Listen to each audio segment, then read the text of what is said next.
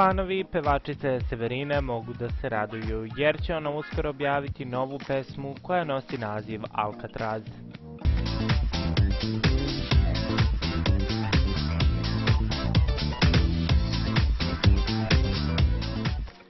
Popularna pevačica Severina odlučila je da obraduje svoje fanove. Ona će uskoro objaviti pesmu koja nosi naziv Alcatraz, a za nju je već snimljen i spot.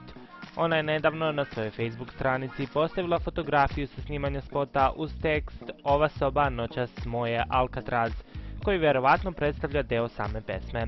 Nije poznato kada će spot i pesma ugledati svetlost dana, ali možemo reći da fanovi već sada naslućuju da će ovo biti veliki hit. Poslednju pesmu koju je Severina objavila bila je pesma Hurem, za koju je snimila i spot.